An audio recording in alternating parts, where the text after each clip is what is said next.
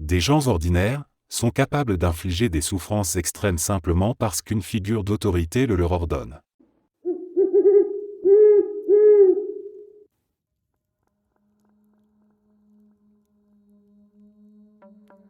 À partir des années 1950 et jusqu'au début des années 1970, l'État de New York autorise une série d'expériences sur l'hépatite dans l'institution de Willowbrook, un établissement public sur Staten Island réservé aux enfants handicapés mentaux.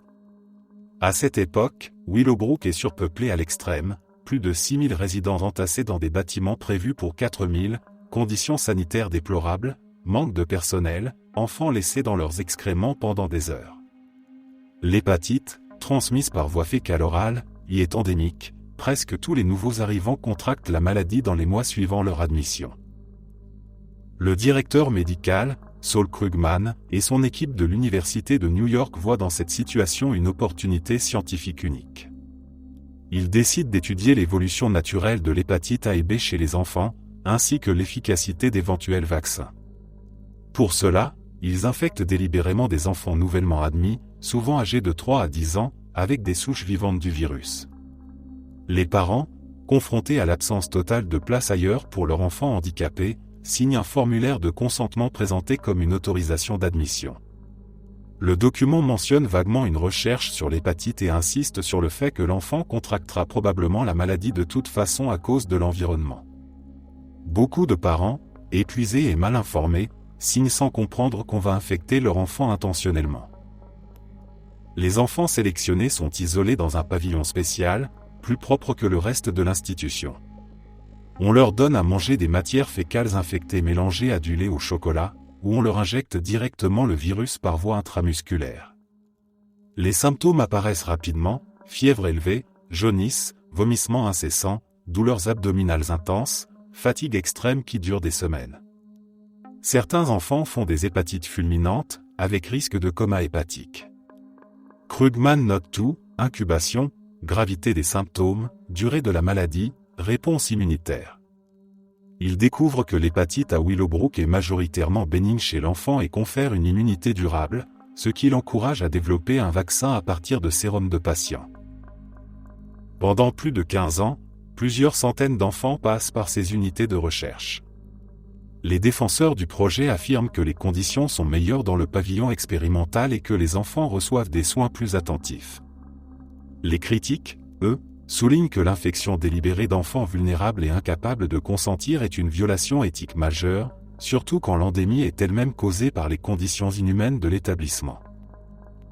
L'affaire éclate publiquement en 1972 grâce à un jeune médecin, Michael Wilkins, et surtout au journaliste d'investigation Geraldo Rivera, qui filme en secret l'intérieur de Willowbrook. Les images d'enfants nus, couverts d'excréments, hurlant ou apathiques dans des salles surpeuplées choquent l'Amérique. Le scandale force la fermeture progressive de l'institution et met fin aux expériences.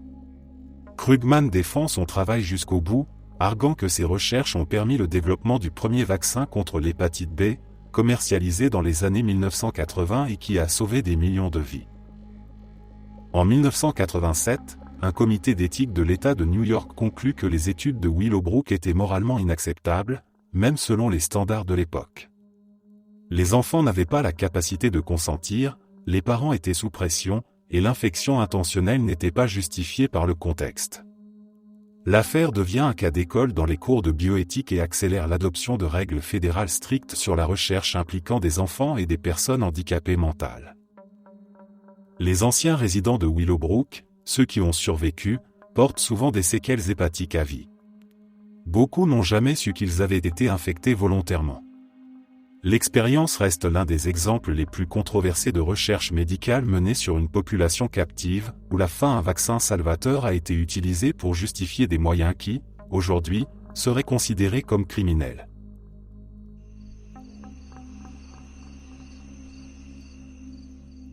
De 1945 à 1955, en Suède, dans l'institution psychiatrique de Vipholm près de Lund, les autorités médicales et l'industrie sucrière lancent une vaste étude sur la relation entre la consommation de sucre et les caries dentaires. À l'époque, on sait déjà que le sucre favorise les caries, mais on veut quantifier précisément l'effet de la fréquence, de la forme, liquide ou collante, et de la quantité. Pour cela, on choisit une population captive, plus de 660 patients internés à Vipolm, tous des adultes handicapés mentaux profonds, incapables de consentir ou de refuser, souvent enfermés depuis l'enfance pour des raisons aujourd'hui considérées comme abusives. Les patients sont divisés en plusieurs groupes. Un groupe témoin continue son régime normal, pauvre en sucre. Les autres reçoivent des quantités énormes de sucre ajouté à leur alimentation quotidienne, bien au-delà de ce qu'une personne ordinaire consommerait. Certains mangent jusqu'à 300 grammes de sucre par jour, l'équivalent de 60 morceaux de sucre. Le pire est réservé au groupe toffee et caramel, on leur donne 24 caramels collants par jour, à sucer lentement entre les repas, ou 8 toffees très adhésifs à mâcher pendant des heures. Ces confiseries sont spécialement fabriquées pour coller le plus longtemps possible aux dents.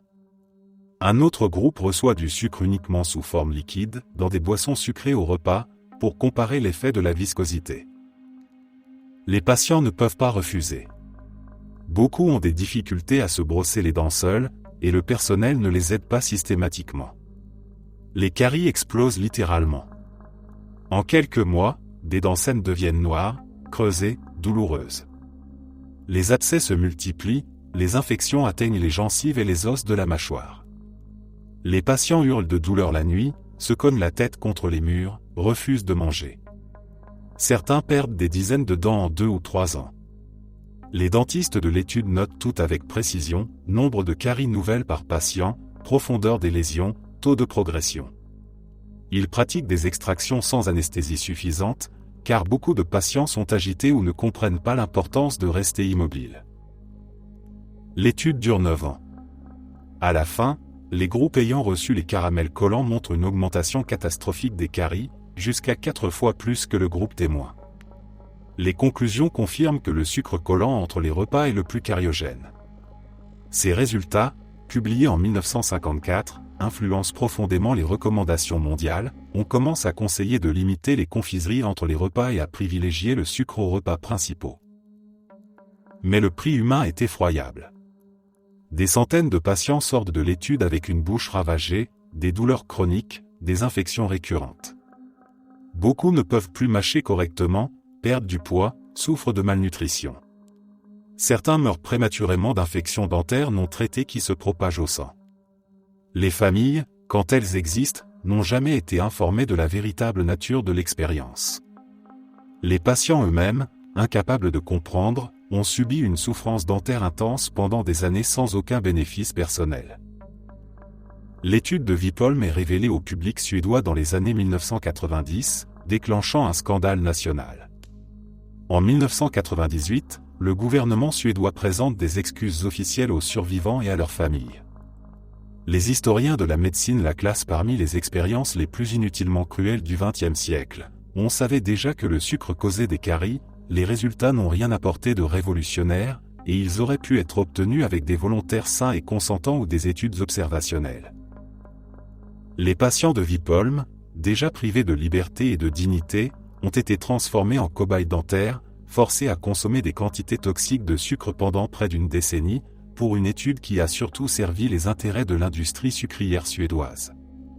Leur souffrance silencieuse, dent après dents arrachées par la douleur, reste l'un des exemples les plus glaçants d'abus médical sur une population vulnérable et sans voix.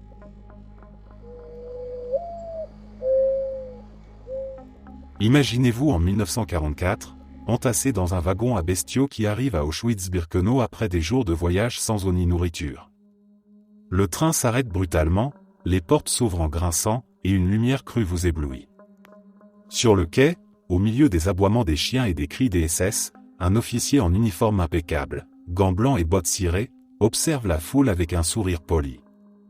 C'est Joseph Mengele, celui qu'on appellera plus tard l'ange de la mort. Il ne hurle pas comme les autres, il parle calmement, presque gentiment, mais ses yeux scrutent chaque visage, chaque silhouette. Il cherche quelque chose de précis, des jumeaux.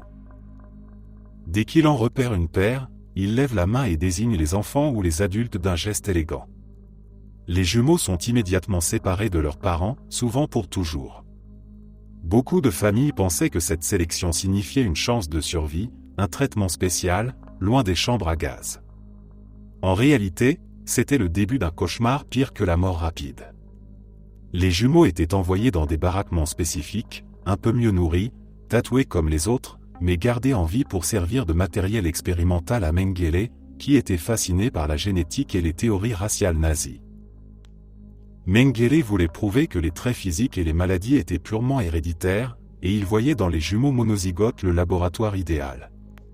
Chaque matin, des camions emmenaient des dizaines d'enfants vers son bloc expérimental.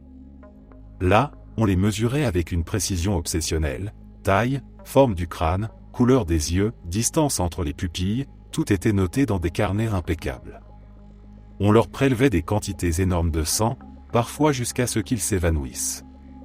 Puis venaient les injections.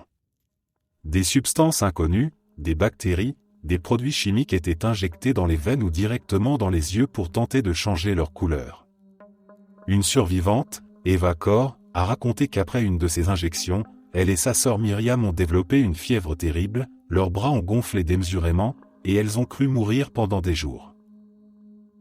Mais le pire, c'était les opérations. Sans anesthésie, ou avec une dose ridicule. Mengele retirait des organes pour les comparer entre jumeaux, transplantait des tissus d'un corps à l'autre, cousait même des enfants ensemble dans des tentatives grotesques de créer des siamois artificiels. Une autre survivante, Vera Kriegel, a décrit un mur entier dans le laboratoire couvert d'yeux humains épinglés comme une collection de papillons, des yeux bleus, verts, gris, arrachés à des victimes pour étudier la pigmentation. Quand un jumeau mourait des suites des expériences, l'autre était immédiatement tué d'une injection de phénol dans le cœur afin qu'on puisse faire une autopsie comparative des organes. Des centaines, peut-être des milliers de paires de jumeaux sont passés entre ses mains. La plupart n'ont pas survécu. Ceux qui ont vécu, comme Eva et Myriam Kor ou Jonah Lack, ont porté toute leur vie les séquelles physiques et psychologiques. Myriam a souffert de problèmes rénaux graves à cause des substances injectées, et Eva a pardonné publiquement à Mengele des années plus tard, non pas pour lui, mais pour se libérer elle-même du poids de la haine. Mengele prenait des notes méticuleuses, photographiait tout, envoyait des caisses d'échantillons, yeux, organes, squelettes, à l'Institut Kaiser Wilhelm de Berlin. Il continuait son travail avec une froideur clinique, comme si ses enfants n'étaient que des spécimens. À la fin de la guerre, il s'est enfui en Amérique du Sud, a vécu tranquillement sous faux nom jusqu'à sa mort en 1979, sans jamais être jugé pour ses crimes. Ces expériences n'ont rien apporté à la science véritable, elles n'étaient que de la torture sadique déguisée en recherche. Elles restent l'un des chapitres les plus sombres de l'histoire médicale, un rappel terrifiant de ce qui arrive quand on retire toute humanité à la science.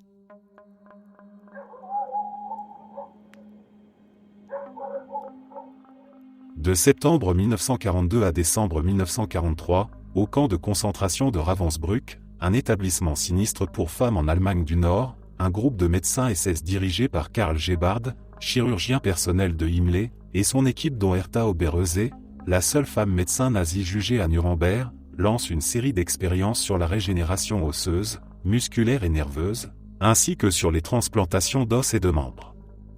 L'objectif officiel est d'aider les soldats allemands blessés au front, comment les os se reforment-ils après une fracture ou une amputation, les nerfs repoussent-ils, les muscles se régénèrent-ils, et surtout, peut-on greffer des os ou des membres d'un donneur à un receveur sans rejet fatal?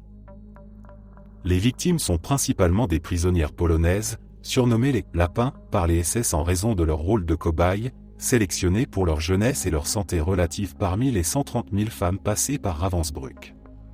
Environ 74 Polonaises subissent ces opérations, souvent après avoir déjà servi dans les tests sur la sulfanilamide contre la gangrène. On les extrait des baraquements surpeuplés, on les transporte à l'hôpital du camp ou à la clinique Hohenlichen de Gebhard, et l'horreur commence sans aucun consentement, sans anesthésie digne de ce nom. Les chirurgiens incisent les jambes ou les bras à vif. Ils enlèvent des sections d'os tibia, fémur, coupent des muscles en tranches successives sur le même site pour observer la régénération, sectionnent des nerfs sciatiques ou médians. Une survivante, Jadwiga Kaminska, témoigne en 1946 au procès des médecins de Nuremberg, opérée 2 fois sur la jambe droite, elle décrit des incisions profondes jusqu'à l'os, des fièvres post-opératoires, des plaies purulentes sans soin, boitant à vie. Une autre, Władysława Karolewska, subit 6 interventions, on lui retire du muscle, on insère des fragments d'os d'un donneur dans sa cuisse, on fracture intentionnellement l'os pour tester la consolidation. Les greffes sont les plus macabres. Des os prélevés sur une prisonnière vivante parfois immédiatement après amputation à la hanche ou à l'épaule sont transportés frais à Hohenlychen pour être implantés chez une autre. Gebhard et son assistant Stumpfeger cousent l'os tibial cortical, avec ou sans périoste, dans la jambe d'une receveuse. Sans matching immunologique ni immunosuppression, les rejets sont immédiats, infection gangreneuse, abcès, nécrose. Dans certains cas extrêmes, on tente des transplantations de membres entiers, une jambe entière est amputée à la hanche d'une donneuse, greffée sur une autre, mais les vaisseaux se thrombosent, les tissus meurent. Les prisonnières hurlent pendant des heures sous le scalpel. Pas d'anesthésie générale, au mieux une dose minimale de novocaïne locale qui s'estompe vite. Post-opératoire, pas d'antibiotiques systématiques, pansement sale, retour au travail forcé avec des plaies ouvertes. Beaucoup boitent, perdent l'usage d'un membre, certaines meurent de septicémie. Une Polonaise, Maria Kusmierczuk, a une jambe sciée jusqu'à l'os, des nerfs coupés, elle survit mais infirme. Les lapins sont isolés, battus si elles pleurent, et souvent exécutés si elles deviennent inutiles. Gebhard présente les résultats à la conférence médicale des médecins consultants de la Wehrmacht en mai 1943, courbe de régénération, photo de plaie. Mais scientifiquement, c'est du néant, pas de contrôle, infection omniprésente, mortalité élevée. Au procès de Nuremberg en 1947, Gebhard est pendu, Oberhauser condamné à 20 ans, libéré en 1952, d'autres comme Fritz Fischer acquittés ou condamnés légèrement. Les survivantes polonaises témoignent, on nous traitait comme des animaux de boucherie. Ces expériences de Ravensbrück restent l'un des sommets de la barbarie chirurgicale nazie, des femmes réduites à des pièces détachées vivantes, mutilées pour des fantasmes de médecine de guerre, avec une souffrance physique et morale inouïe. Elles ont inspiré le code de Nuremberg, interdisant toute expérimentation sans consentement libre et sans risque déraisonnable, mais les lapins emportent les cicatrices éternelles, un rappel que la science sans humanité n'est que torture industrialisée.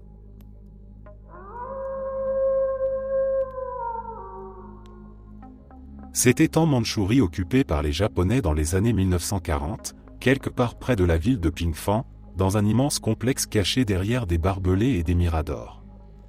Officiellement, c'est une usine de purification d'eau, mais en réalité, c'est l'unité 731, une installation secrète de guerre biologique dirigée par le général Shiroishi. Des milliers de prisonniers chinois, coréens, russes, mais aussi des Américains et des Britanniques capturés, y sont envoyés pour disparaître à jamais. On les appelle des maruta, des bûches de bois en japonais, parce qu'officiellement ils n'existent plus, ils ne sont plus humains. Les prisonniers arrivent par camion, enchaînés, affamés, terrifiés. Une fois à l'intérieur, ils sont répartis dans des cellules minuscules et sales. Les expériences commencent presque immédiatement. Les médecins japonais, souvent des universitaires respectés dans le civil, enfilent leurs blouses blanches et se mettent au travail avec une froideur absolue. L'un des tests les plus courants consistait à infecter délibérément les sujets avec les pires maladies possibles, peste bubonique, anthrax, choléra, typhus, syphilis. On injectait les bactéries directement dans le sang, ou on les faisait ingérer via de la nourriture contaminée. Parfois, on lâchait des puces infectées de peste dans les cellules pour observer la propagation naturelle. Mais ce n'était que le début. Pour étudier les effets des armes biologiques, on attachait des prisonniers nus à des poteaux dans un champ à ciel ouvert, et on faisait exploser des bombes remplies de bactéries ou de gaz à quelques mètres d'eux.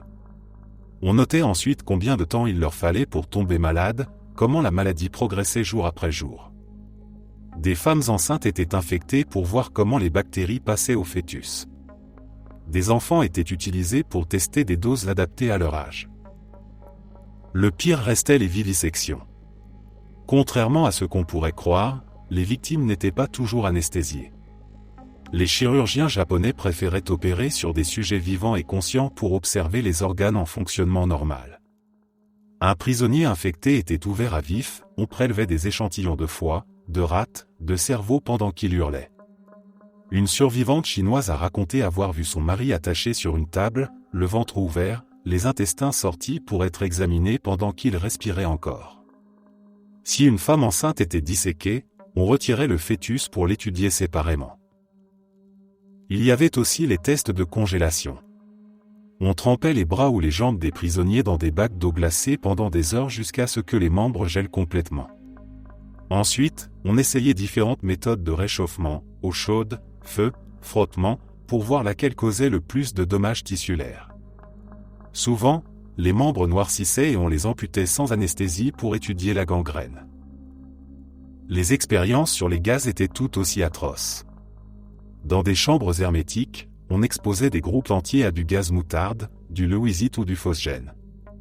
On observait les brûlures internes, les cloques sur les poumons, le temps nécessaire pour mourir asphyxié. Des prisonniers étaient forcés à inhaler des doses croissantes jusqu'à ce que leurs voies respiratoires se remplissent de liquide.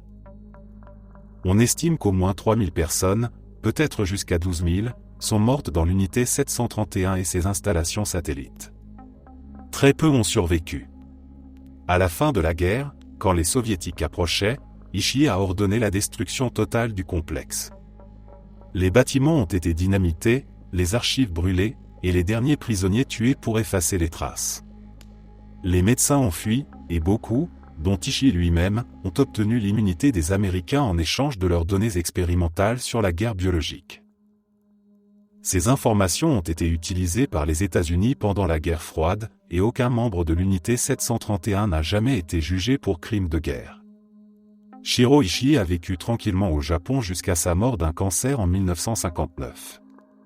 Les survivants et les familles des victimes ont attendu des décennies pour des excuses officielles, qui n'ont été que partielles et tardives. L'unité 731 reste l'un des programmes de recherche sur les armes biologiques les plus cruels et les plus étendus de l'histoire, une horreur systématique commise avec une efficacité industrielle effrayante.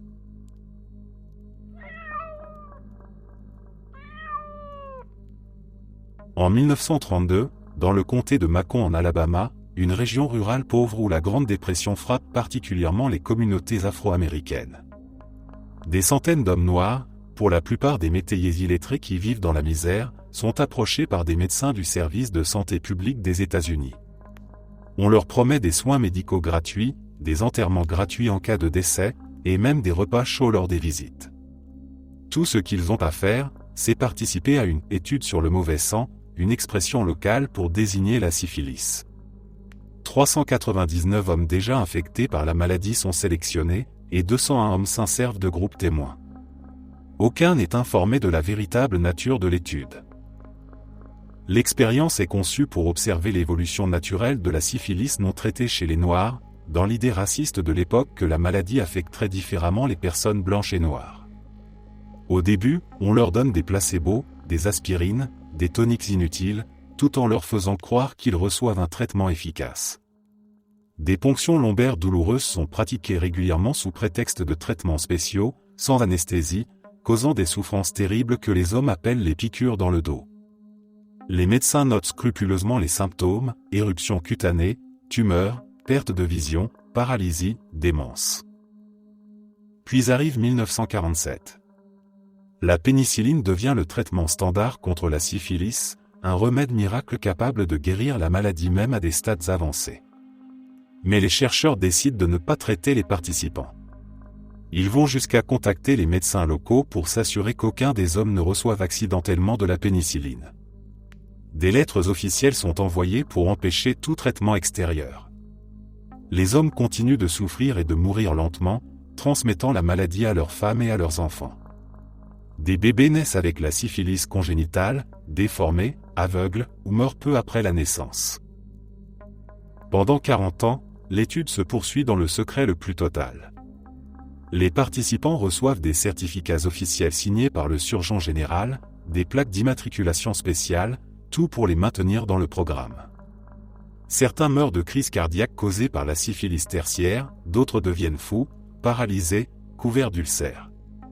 Un homme, par exemple, a vu sa colonne vertébrale se détruire progressivement jusqu'à ce qu'il ne puisse plus marcher. Leurs épouses contractent la maladie sans savoir pourquoi, et au moins 40 femmes sont infectées, avec 19 enfants nés avec la syphilis congénitale. En 1969, un investigateur du service de santé publique, Peter Buxton, découvre l'étude et alerte ses supérieurs sur son caractère immoral. Il est ignoré pendant des années. Ce n'est qu'en 1972, après qu'il ait transmis les informations à un journaliste de l'Associated Press, que l'histoire éclate dans les journaux. Le scandale est immense. L'étude est immédiatement arrêtée, mais trop tard pour les centaines d'hommes déjà morts ou irréversiblement atteints. En 1997, le président Bill Clinton présente des excuses officielles au nom du gouvernement américain aux 8 derniers survivants, tous très âgés et en chaise roulante. Il qualifie l'étude de honte nationale. Les familles des victimes reçoivent une compensation de 10 millions de dollars au total, une somme dérisoire face à 40 années de souffrance délibérée. L'étude de Tuskegee reste l'un des exemples les plus flagrants de racisme médical institutionnel aux États-Unis.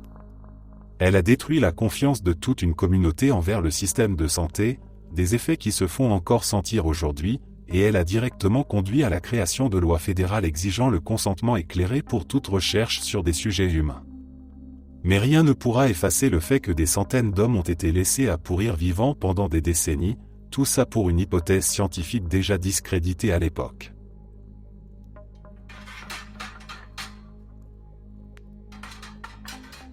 Dans les années 1950 et 1960, en pleine guerre froide, la CIA lance un programme secret baptisé MKUltra.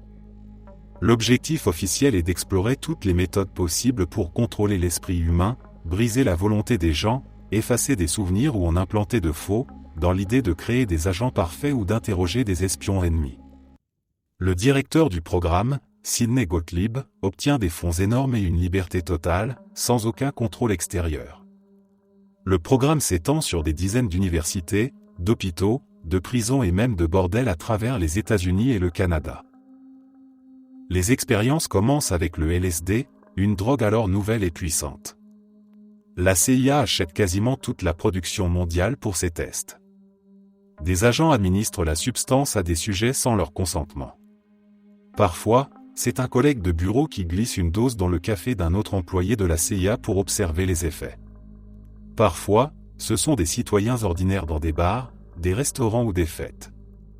Un cas célèbre est celui de Frank Olson, un scientifique de l'armée qui travaille sur des projets biologiques.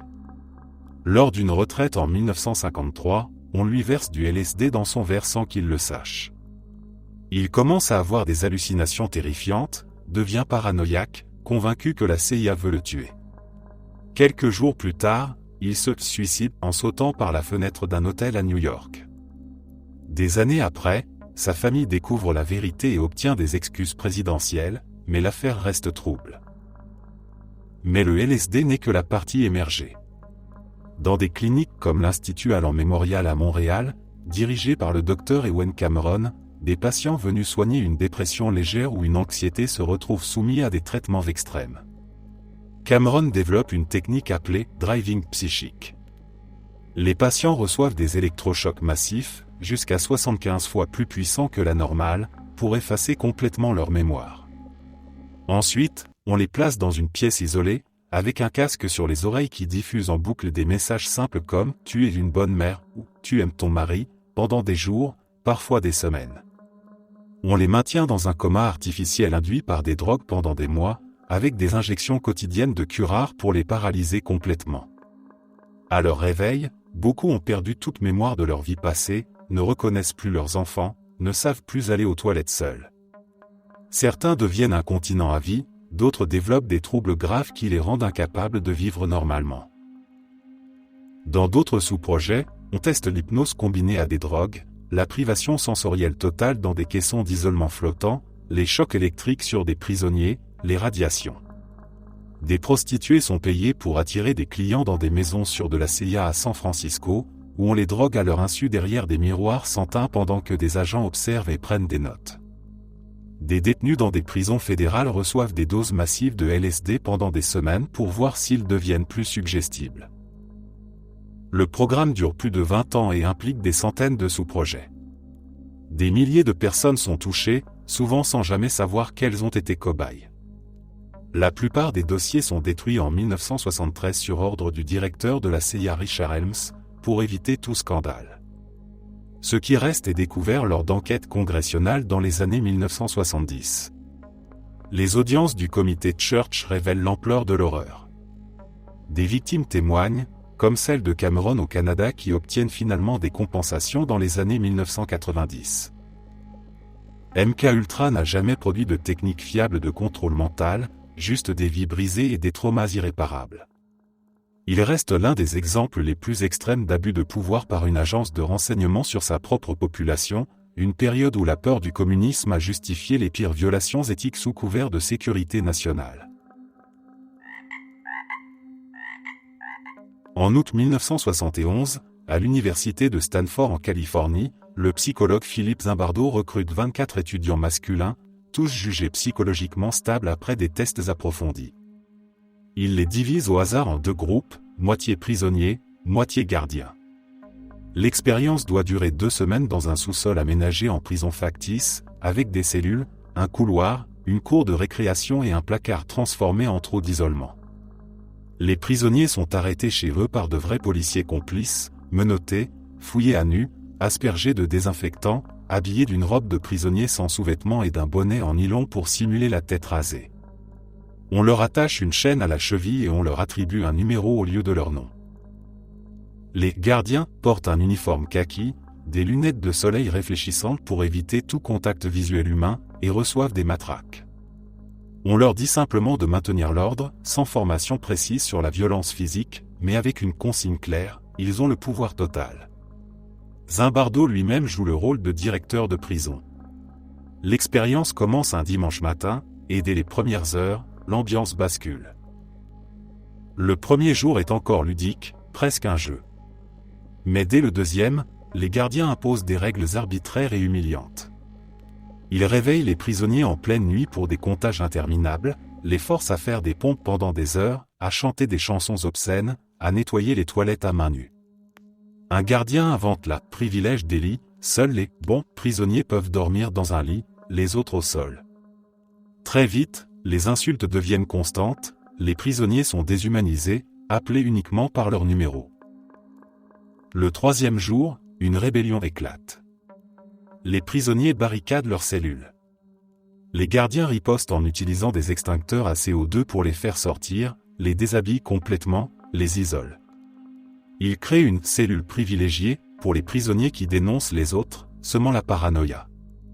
Les abus s'intensifient, on force les prisonniers à simuler des actes sexuels, à porter des sacs sur la tête, à rester nus pendant des heures.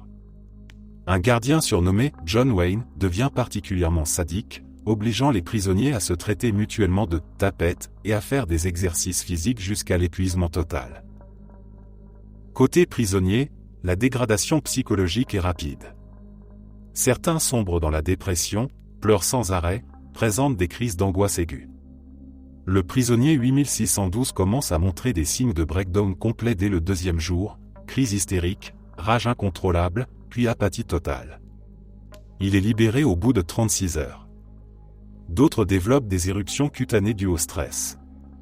Ils internalisent leur rôle au point de ne plus se rebeller, acceptant leur statut d'infériorité. Les gardiens, eux, deviennent de plus en plus cruels, inventant de nouvelles humiliations chaque jour. Certains travaillent en équipe pour briser psychologiquement les prisonniers les plus résistants. Zimbardo, en tant que directeur, refuse les demandes de libération, minimisant les souffrances, complètement absorbé par son rôle. Au 5e jour, une doctorante, Christina Maslach, visite la prison pour la première fois. Elle est horrifiée par ce qu'elle voit, des étudiants qu'elle connaît transformés en monstres ou en épaves. Elle confronte Zimbardo violemment, lui disant qu'il est devenu un monstre lui aussi. C'est le déclic. Le lendemain matin, 6 jours seulement après le début, Zimbardo arrête l'expérience. Les débriefings qui suivent révèlent l'ampleur du traumatisme. Plusieurs participants, gardiens comme prisonniers, mettent des mois à se remettre. L'expérience montre à quel point le rôle social et le contexte institutionnel peuvent transformer des personnes normales en bourreaux ou en victimes soumises en un temps record. Elle est devenue l'un des études les plus célèbres et controversées de la psychologie sociale, souvent citée pour expliquer des phénomènes comme les abus dans les prisons réelles, Abu Ghraib par exemple. Mais elle a aussi été critiquée pour son manque d'éthique, aucun vrai consentement éclairé, manipulation extrême, et un chercheur trop impliqué pour rester objectif. Depuis, elle a contribué à renforcer les règles strictes sur les expériences humaines en psychologie. En 1920, à l'université Johns Hopkins, John B. Watson et sa jeune assistante Rosalie Renée décident de tester si la peur peut être conditionnée chez un humain, comme Pavlov l'a fait avec les chiens. Ils choisissent un bébé de 9 mois parfaitement sain et joyeux, Albert B., fils d'une nourrice de l'hôpital. On l'appelle Little Albert dans les publications. Au début, l'enfant n'a peur de rien, il joue tranquillement avec un rat blanc, un lapin, un chien, même des masques poilus ou du coton brûlé. Tout va bien, il sourit, tend les mains, gazouille. Les expérimentateurs installent Albert sur un matelas dans une pièce sombre. Watson se cache derrière un rideau avec un marteau en acier et une barre métallique. Dès qu'Albert touche le rat blanc qu'il aime bien, Watson frappe violemment la barre derrière la tête de l'enfant. Le bruit est assourdissant, terrifiant. Albert sursaute, pleure, tremble. On répète l'association plusieurs fois le même jour, puis une semaine plus tard. Très vite, la simple vue du rat suffit à faire hurler Albert de terreur, même sans bruit. Il recule, se cache le visage, respire vite. Mais il ne s'arrête pas là. Il teste la généralisation, il présente à Albert un lapin blanc, il hurle. Un chien, il hurle. Un manteau de fourrure, un masque de Père Noël avec barbe blanche, même des cheveux blancs de Watson, à chaque fois, l'enfant panique, essaie de fuir, pleure hystériquement. Le conditionnement a marché au-delà de leurs attentes. La peur s'est étendue à tout ce qui est blanc et poilu. L'expérience est filmée, les réactions d'Albert sont notées avec précision.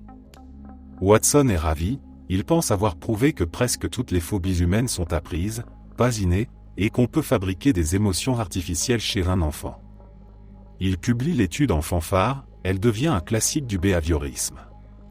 Mais il y a un énorme problème, ils n'ont jamais déconditionné Albert. Normalement, pour effacer une peur conditionnée, il faut réexposer progressivement sans le stimulus effrayant. Ils avaient prévu de le faire, mais juste avant, la mère d'Albert, qui ignorait tout du protocole, retire son fils de l'hôpital et disparaît. Albert quitte l'expérience avec ses phobies intactes. On ne sait pas ce qu'il est devenu ensuite. Des recherches ultérieures ont tenté de le retrouver. La piste la plus probable mène à un enfant nommé Douglas Merritt, mort à 6 ans d'une hydrocéphalie. D'autres pensent qu'il s'agissait d'Albert Barger, qui aurait vécu jusqu'à 87 ans mais avec une peur irrationnelle des animaux poilus toute sa vie. Dans une interview tardive, un homme prétendant être Albert adulte disait détester les chiens et avoir toujours eu une aversion inexplicable pour tout ce qui est blanc et doux. L'expérience est aujourd'hui universellement condamnée. Aucun comité d'éthique n'aurait autorisé ça. Utiliser un bébé, sans consentement parental éclairé, lui infliger une détresse intense sans jamais le soigner ensuite, c'est une violation flagrante. Watson a été forcé de quitter l'université peu après pour une toute autre raison, une liaison avec Renée, et le cas Little Albert est devenu le symbole des excès du behaviorisme pur. Il a contribué à établir les règles modernes, pas d'expérience causant un préjudice durable, surtout sur des enfants, et obligation de déconditionner ou de traiter toute détresse induite. Mais pour le petit Albert, il était déjà trop tard, un bébé heureux transformé en cobaye terrifié, abandonné avec ses peurs pour le reste de sa vie.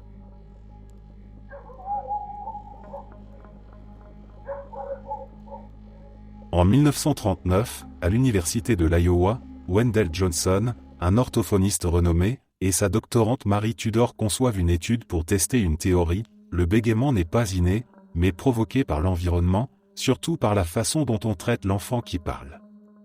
Ils veulent prouver que critiquer la fluidité d'un enfant normal peut le faire bégayer à vie. Pour ça, ils choisissent 22 orphelins de l'Iowa Soldier Orphan Home, des enfants âgés de 5 à 15 ans qui n'ont aucun problème de parole au départ. On les divise en 2 groupes, 10 dans le groupe expérimental, 12 dans le groupe témoin. Les enfants du groupe témoin reçoivent des éloges constants sur leur façon de parler, on les encourage, on les félicite. Ceux du groupe expérimental subissent l'inverse, à chaque séance, Mary Tudor, présentée comme une gentille grande sœur, les corrige impitoyablement. Dès qu'un enfant répète une syllabe, hésite légèrement ou parle vite, elle l'interrompt brutalement, « Arrête-toi, tu bégais, parle plus lentement, tu parles mal, tu es un bègue, ne parle pas tant que tu ne sais pas parler correctement. » Même les phrases les plus fluides sont critiquées. On leur dit que leur parole est anormale, qu'ils doivent se surveiller constamment. Certains enfants, qui parlaient parfaitement, commencent à montrer des signes de stress immédiat, ils rougissent, baissent les yeux, se taisent. Au bout de quelques mois, les effets sont dramatiques. 6 des 10 enfants du groupe expérimental développent un vrai bégaiement, avec des blocages, des répétitions forcées, des tics faciaux. Ils deviennent anxieux à l'idée de parler, évitent les conversations, certains refusent même de répondre en classe. Un petit garçon de 6 ans, qui était joyeux et bavard, commence à parler en chuchotant, les yeux fixés au sol. Une fillette se met à tordre ses mains chaque fois qu'elle ouvre la bouche. Les changements sont si profonds que certains instituteurs de l'orphelinat remarquent la différence et s'inquiètent, mais on leur dit que c'est pour la science. L'étude est terminée en 1939, mais les résultats ne sont jamais publiés officiellement. Johnson, conscient que l'expérience est éthiquement douteuse, la cache sous le nom de Monster Study dans ses archives. Les enfants ne sont jamais informés de la vérité. La plupart quittent l'orphelinat sans savoir qu'ils ont été manipulés. 5 des 6 qui ont développé un bégaiement le gardent toute leur vie, avec des conséquences dévastatrices, difficultés scolaires, isolement social, perte de confiance, certains deviennent pratiquement muets dans certaines situations. En 2001, 60 ans plus tard, un journaliste du San Jose Mercury News découvre l'affaire. L'université de l'Iowa présente des excuses publiques officielles. 3 des survivantes, alors septuagénaires, intentent un procès et obtiennent une compensation de près d'1 million de dollars. Elles racontent encore l'humiliation, la honte inexplicable qu'elles ont ressentie dès l'enfance, cette voix intérieure qui leur répétait sans cesse qu'elles parlaient mal. L'une d'elles, Hazel Potter, dit qu'elle a passé sa vie à éviter de parler au téléphone ou en public, convaincue d'être défectueuse. La Monster Study est aujourd'hui considérée comme l'une des expériences les plus cruelles de la psychologie américaine du XXe siècle. Elle a été menée sur des enfants vulnérables, sans consentement, sans suivi thérapeutique, et avec un préjudice permanent. Elle a directement contribué à renforcer les comités d'éthique dans les universités. Plus jamais on ne pourra infliger une détresse psychologique durable à des sujets, surtout des orphelins, pour tester une simple hypothèse. Mais pour ces enfants, le mal était fait, on leur avait volé leur voix naturelle, on les avait transformés en bègues par la seule force des mots cruels d'adultes censés les protéger.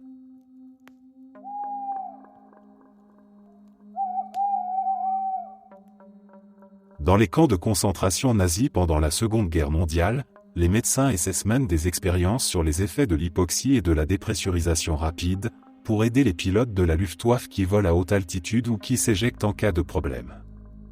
Le principal responsable est le docteur Sigmund Rache, un officier SS basé à Dachau. Il dispose d'une chambre mobile à basse pression, une sorte de caisson hermétique capable de simuler des altitudes jusqu'à 21 000 mètres. Des centaines de prisonniers, souvent des Polonais, des prêtres catholiques ou des juifs considérés comme robustes, sont sélectionnés pour ces tests. On les enferme nus ou en tenue légère dans la chambre. L'air est pompé progressivement pour faire chuter la pression. Les sujets commencent à halter, à transpirer, à perdre connaissance. Certains convulsent violemment, se cognent la tête contre les parois, crachent du sang par la bouche et le nez quand les capillaires éclatent. À des altitudes simulées très élevées, le sang se met littéralement à bouillir dans les veines, formant des bulles de gaz qui provoquent des embolies mortelles. Rache note tout avec précision, le temps avant la perte de conscience, les spasmes, la couleur du visage qui vire au bleu foncé, les saignements des oreilles et des yeux. Il fait parfois 2 expériences en une. Après avoir poussé un prisonnier jusqu'à l'agonie, il tente une repressurisation rapide pour simuler une descente en parachute, ce qui provoque souvent une mort instantanée par choc barométrique. Dans certains cas, il ordonne une autopsie immédiate pour examiner le cerveau et les poumons gonflés d'air. Un protocole particulièrement cruel consiste à maintenir des sujets inconscients pendant des heures à très haute altitude simulée, puis à les réveiller brutalement pour observer leurs réactions. Certains survivants décrivent des migraines insupportables, des pertes de vision temporaire, des troubles neurologiques permanents. Un témoin, Walter Neff, un assistant médical prisonnier forcé de participer, a raconté après la guerre avoir vu un homme dont les yeux étaient sortis des orbites à cause de la dépressurisation extrême. Les expériences durent de 1942 à 1943. Environ 200 prisonniers y sont soumis. Au moins 80 meurent directement pendant les tests, les autres sont généralement exécutés ensuite pour éviter qu'ils parlent. Raché envoie des rapports détaillés à Himmler, accompagnés de courbes et de photographies macabres. Il espère que ces données aideront à améliorer les masques à oxygène et les combinaisons des pilotes allemands. À la fin de la guerre, les Alliés découvrent les dossiers à Dachau. Lors du procès des médecins de Nuremberg en 1946 à 1947, ces expériences sur la haute altitude font partie des chefs d'accusation. Sigmund Rache n'est pas jugé, il a été exécuté par les SS eux-mêmes en 1944, soupçonné de mensonges sur la paternité de ses enfants. Son supérieur, Sigmund Ruff, est acquitté faute de preuves directes. Les données collectées sont jugées inutilisables scientifiquement à cause des conditions extrêmes et non contrôlées. Ces tests restent l'une des séries d'expériences nazies les plus sadiques, non seulement par la souffrance infligée, mais par leur froideur pseudo-scientifique. Des hommes étaient lentement asphyxiés et explosés de l'intérieur pendant que des médecins en blouse prenaient des notes, persuadés de servir la science et le Reich. Elles ont contribué à la rédaction du Code de Nuremberg, qui impose désormais le consentement volontaire et l'interdiction de toute expérience causant des souffrances inutiles ou des morts prévisibles.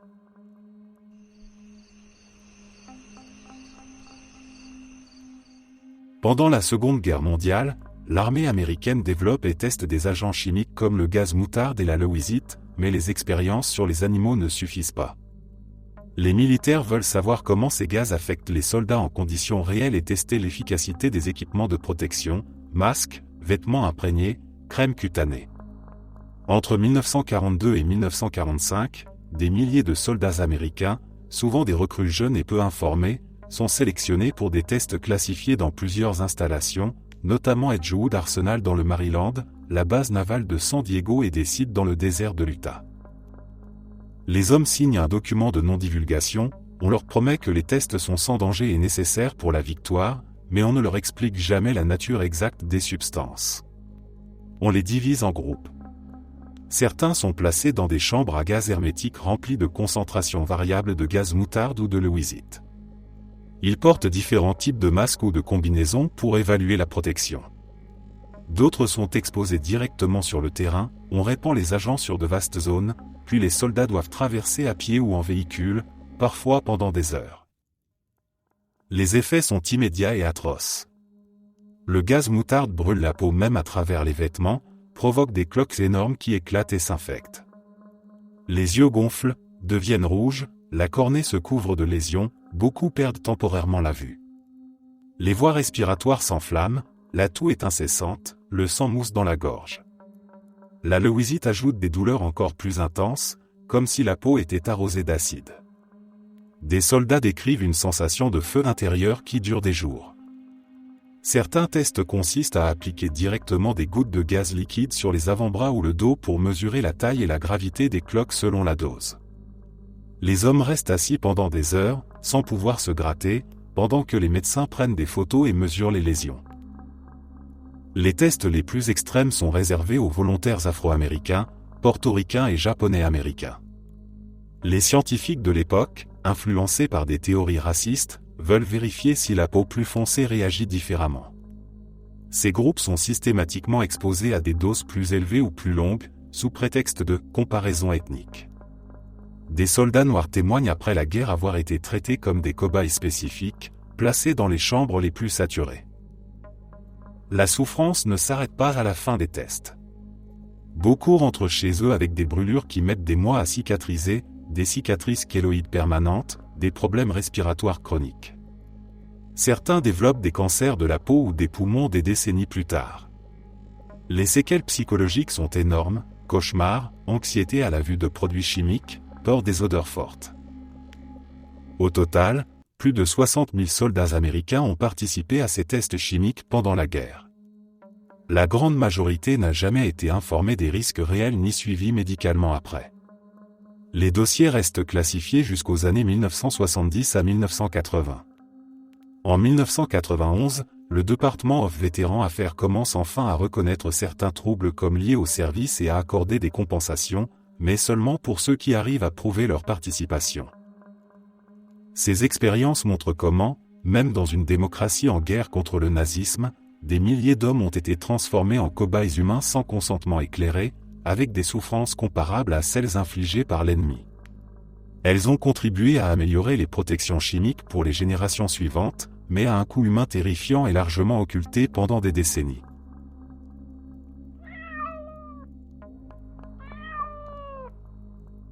Dans les camps de concentration nazis, particulièrement à Dachau et Auschwitz entre 1942 et 1945, les médecins SS dirigés par Sigmund Rache et August Hirn mènent une série d'expériences sur l'hypothermie et les méthodes de réchauffement humain. L'objectif affiché est d'aider les pilotes et soldats allemands tombés dans les eaux glacées de la Manche ou de la mer du Nord. Himmler valide personnellement le projet et demande des résultats rapides. Des centaines de prisonniers, souvent des hommes jeunes et en bonne santé sélectionnés parmi les nouveaux arrivants, sont retirés des baraquements pour ces tests. On les déshabille complètement et on les immerge dans des cuves remplies d'eau glacée maintenues entre 2 et 8 degrés Celsius. Certains sont attachés nus à l'extérieur par des températures hivernales inférieures à 0, arrosés régulièrement pour accélérer le refroidissement. Les médecins mesurent la température corporelle toutes les quelques minutes avec des sondes rectales, notent le temps avant la perte de conscience, les tremblements incontrôlables, les cris de douleur quand la peau gèle. Les victimes restent dans l'eau pendant des heures. Beaucoup convulsent violemment, vomissent, perdent le contrôle de leur sphincter. Quand la température interne descend sous 32 degrés, elles sombrent dans le coma. Certaines meurent directement d'arrêt cardiaque. Un témoin prisonnier, le docteur polonais Władysław Aleksander, forcé d'assister, raconte avoir vu des hommes dont les yeux étaient grands ouverts, figés dans une expression de terreur absolue alors que leur cœur s'arrêtait. Pour les sujets encore vivants après l'hypothermie profonde, les SS testent différentes méthodes de réanimation. La première consiste à les envelopper dans des couvertures chaudes ou à les placer sous des lampes infrarouges. Une autre, plus rapide selon Rache, implique de les placer entre deux femmes nues tirées du bloc des prisonnières, souvent des prostituées du camp de Ravensbrück. On force les femmes à réchauffer les corps gelés par le contact peau contre peau, parfois pendant des heures. Rache appelle ça la méthode animale. Dans certains cas, on ordonne aux femmes d'avoir des rapports sexuels avec les sujets inconscients pour accélérer la montée de température. Les femmes qui refusent sont battues ou menacées de mort. Une variante encore plus brutale consiste à plonger le sujet hypothermique dans une cuve d'eau bouillante. La peau éclate littéralement, les chairs se détachent, la douleur ramène parfois les victimes à la conscience pour quelques minutes d'agonie extrême avant la mort par choc thermique. Rache préfère cette méthode, qu'il juge la plus efficace, même si la majorité des sujets n'y survivent pas. Environ 300 à 400 prisonniers passent par ces expériences de congélation. Au moins 90 meurent directement pendant les tests, les autres sont généralement achevés ensuite par injection ou gazage. Rache filme certaines sessions, photographie les corps avant et après, envoie des rapports détaillés à Berlin avec graphiques et tableaux.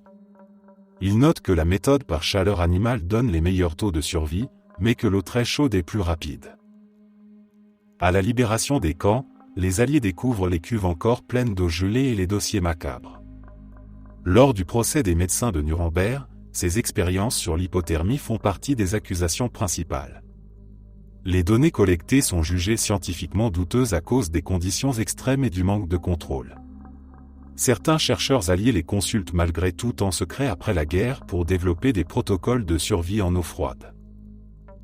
Ces tests restent l'un des exemples les plus glaçants de la médecine nazie, des êtres humains étaient congelés vivants, utilisés comme objets pour tester des théories, puis jetés une fois morts. Ils ont directement contribué à l'établissement du Code de Nuremberg qui interdit toute expérimentation causant des souffrances ou des morts évitables sans consentement libre et éclairé.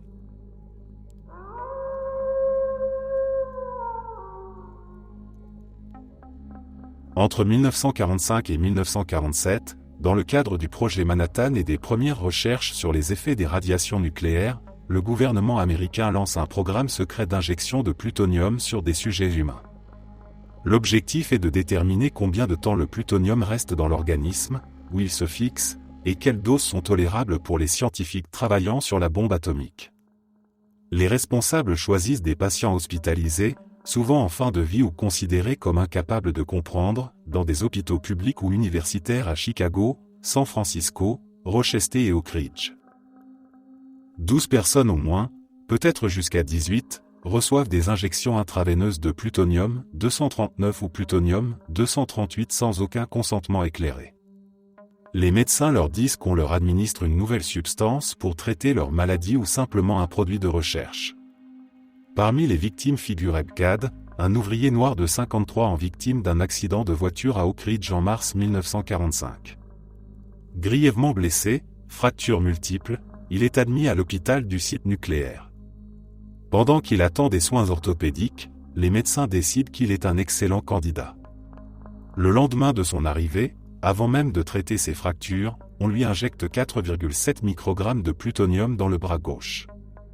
15 de ses dents sont ensuite extraites sans anesthésie adéquate pour analyser la fixation du plutonium dans l'os et l'émail dentaire. On prélève des échantillons d'os pendant ces opérations, on recueille son urine et ses excréments pendant des mois. Une autre victime célèbre est Siméon Shaw, un enfant de 4 ans atteint d'un cancer des os à San Francisco. On lui injecte du plutonium sous prétexte d'un traitement expérimental. Il meurt peu après. À Chicago, une femme nommée Janet Stad reçoit une injection alors qu'elle est hospitalisée pour une sclérose en plaques. À Rochester, Albert Stevens, un peintre en bâtiment de 58 ans atteint d'un cancer de l'estomac supposé terminal, reçoit la dose la plus élevée connue, 131 kBq, soit bien plus que ce qu'on pensait tolérable. En réalité, son cancer était bénin et opérable, mais les médecins décident de ne pas l'opérer pour pouvoir suivre les effets du plutonium à long terme. Il survit encore 19 ans, souffrant de douleurs chroniques, de problèmes osseux et digestifs, sans jamais savoir qu'il portait en lui une charge radioactive mortelle. Les prélèvements sont impitoyables, biopsies osseuses répétées, ponction de moelle, collecte quotidienne d'urine et de sel dans des conteneurs spéciaux. Les patients sont suivis pendant des années, parfois jusqu'à leur mort, puis autopsiés en secret pour analyser la répartition du plutonium dans chaque organe. Les familles ne sont jamais informées de la véritable cause des souffrances ou des décès. Le programme reste classifié pendant des décennies. Ce n'est qu'en 1993, quand la secrétaire à l'énergie Hazel O'Leary déclassifie des millions de documents, que l'affaire éclate. Les médias parlent des Human Radiation Experiments. Un comité consultatif présidé par Ruth Fadden publie un rapport accablant en 1995. Le président Clinton présente des excuses publiques officielles. Les familles des victimes obtiennent des compensations financières, souvent plusieurs centaines de milliers de dollars, mais bien après la mort des concernés. Ces injections de plutonium restent l'un des chapitres les plus sombres de la recherche nucléaire américaine. Des citoyens, souvent pauvres, malades ou issus de minorités, ont été transformés en cobayes radioactifs sans leur connaissance ni leur accord, simplement pour recueillir des données sur une substance que les scientifiques eux-mêmes manipulaient avec précaution.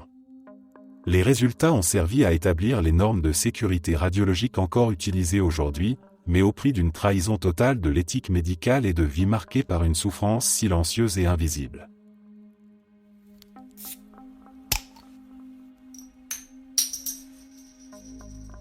Entre 1946 et 1948, les États-Unis mènent une série d'expériences médicales secrètes au Guatemala, impliquant l'infection délibérée de plus de 1300 personnes avec des maladies sexuellement transmissibles. Le programme est financé par le service de santé publique américain et supervisé par le Dr John Cutler, qui avait déjà participé à l'étude de Tuskegee. L'objectif est d'étudier l'efficacité de la pénicilline comme traitement et prophylaxie contre la syphilis, la gonorrhée et le chancre mou, dans un contexte où les tests sur animaux ne suffisent pas et où les études naturelles prennent trop de temps. Les sujets sont choisis parmi les populations les plus vulnérables, soldats guatémaltèques, prisonniers, patients d'un asile psychiatrique, orphelins, prostituées et autochtones. La plupart ne parlent pas espagnol couramment et n'ont aucune idée de ce qui leur arrive. Les chercheurs obtiennent la coopération des autorités locales, qui autorisent l'accès aux institutions en échange de médicaments et d'équipements. Les méthodes d'infection sont d'une cruauté méthodique.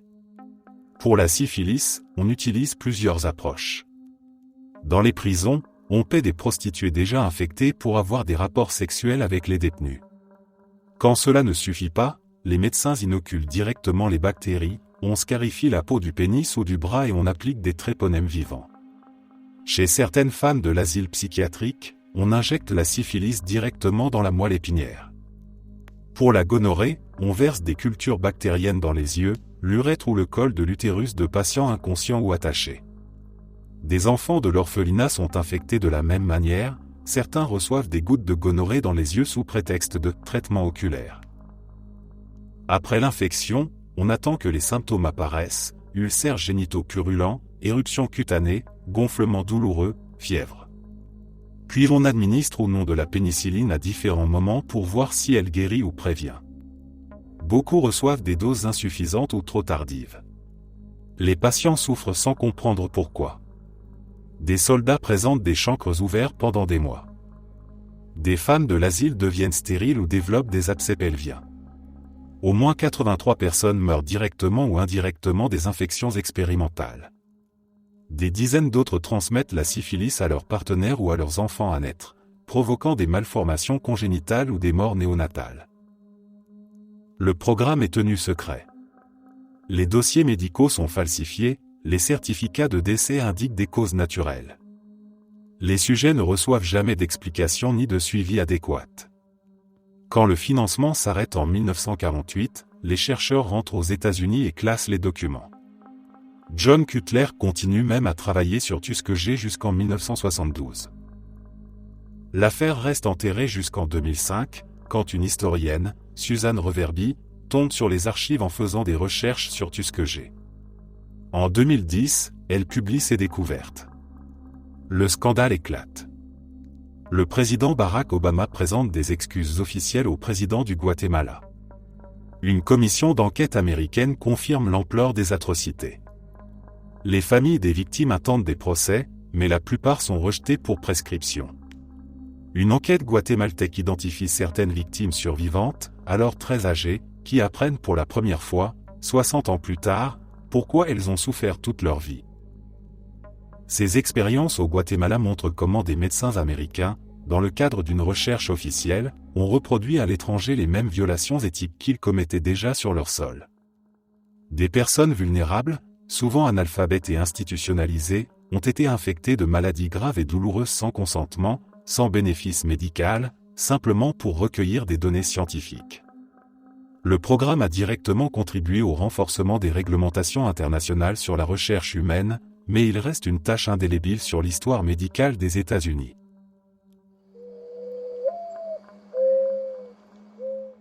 Dans les années 1840 à Montgomery en Alabama, James Marion Sims, un jeune chirurgien ambitieux, veut développer une technique pour réparer les fistules vésico-vaginales, une complication dévastatrice de l'accouchement prolongé qui provoque une incontinence permanente d'urine et de matière fécale.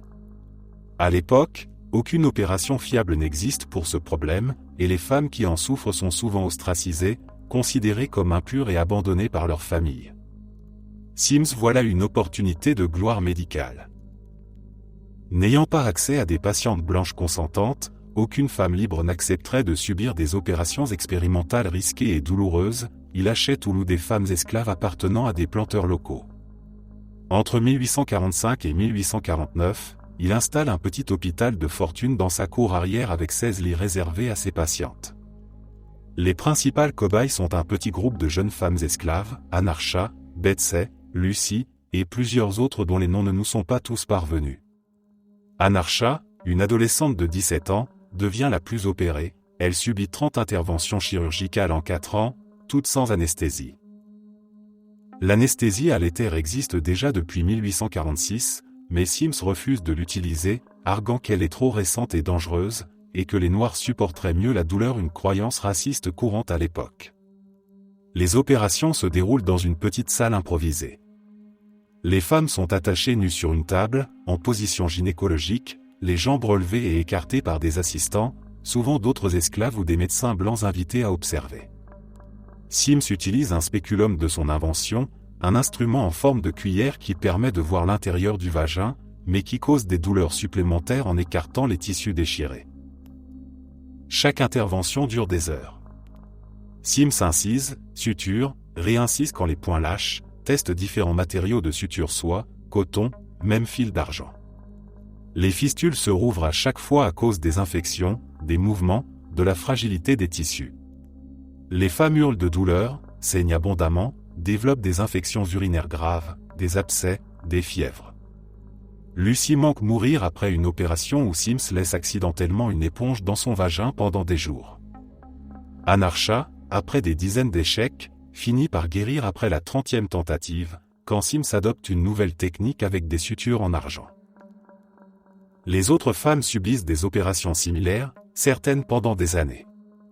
Elles vivent dans l'hôpital de Sims, séparées de leurs enfants, soumises à des examens constants devant des groupes de médecins blancs qui viennent assister comme à un spectacle. Leur statut d'esclave les rend totalement incapables de refuser. Les propriétaires les prêtent en échange de la promesse d'une guérison qui les rendra à nouveau utiles au travail. En 1852, Sims publie son succès dans des revues médicales et devient célèbre. Il déménage à New York, ouvre un hôpital pour femmes blanches où il utilise désormais l'anesthésie, et est célébré comme le père de la gynécologie moderne. Sa technique de réparation des fistules sauve effectivement des milliers de vies par la suite. Des statues sont érigées en son honneur, dont une à Central Park jusqu'en 2018. Mais le prix a été payé par ces femmes esclaves. Anarcha, Betsy et Lucy ont souffert des années de douleurs atroces, d'humiliations, de complications à vie. Elles n'ont jamais été compensées, jamais reconnues. Leurs noms n'apparaissent que comme des initiales ou des prénoms dans les articles de Sims. Après la guerre de sécession, elles disparaissent des archives. Au XXIe siècle, le mouvement Black Lives Matter et les historiens médicaux redécouvrent leur histoire. La statue de Sims est retirée de Central Park après des protestations. Des livres et articles réécrivent l'histoire de la gynécologie en soulignant que ces avancées reposent sur des expérimentations non consenties et racistes sur des corps noirs réduits en esclavage. Aujourd'hui, les éthiciens médicaux considèrent ces opérations comme une forme de torture médicale institutionnalisée, un exemple extrême de la façon dont la médecine américaine a souvent progressé aux dépens des plus vulnérables, en traitant des êtres humains comme du matériel chirurgical jetable.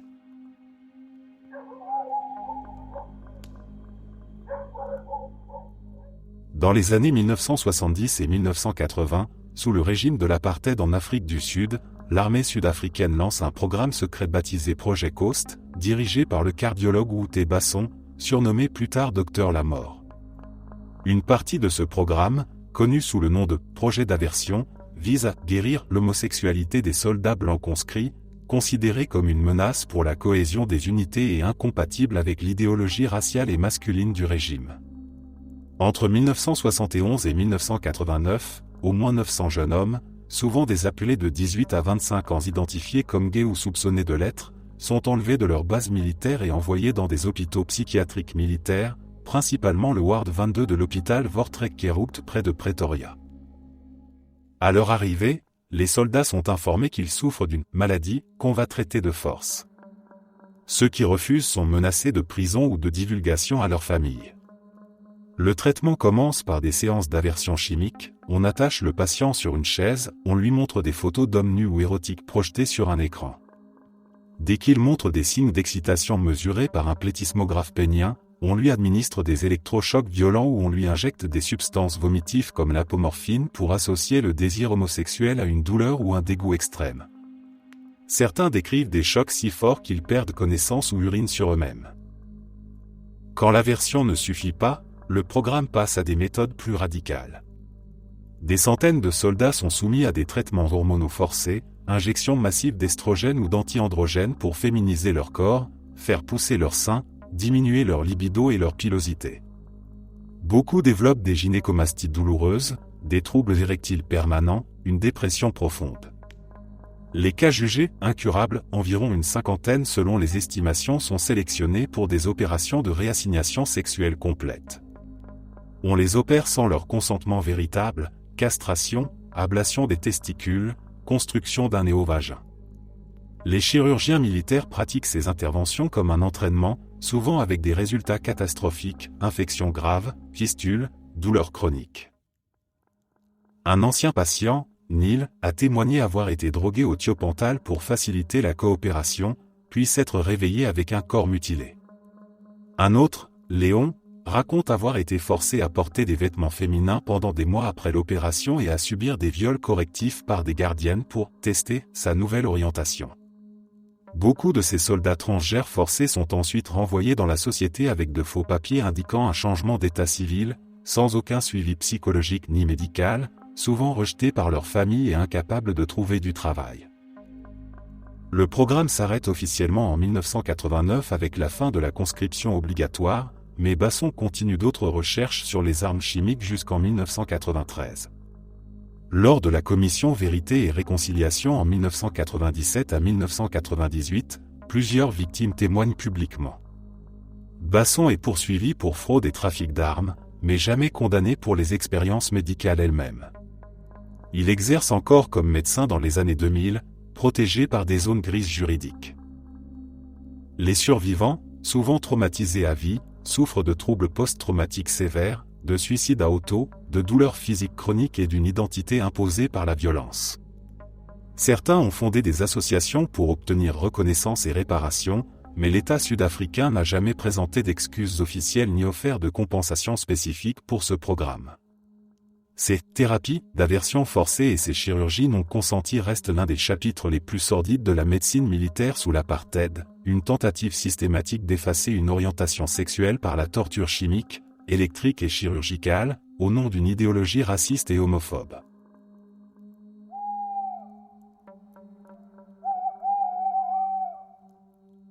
Dans les camps de concentration nazis pendant la Seconde Guerre mondiale, les médecins SS mènent des programmes massifs de stérilisation forcée sur des centaines de milliers de prisonniers considérés comme indésirables selon les critères raciaux du régime, juifs, roms, slaves, handicapés mentaux, homosexuels, prisonniers politiques.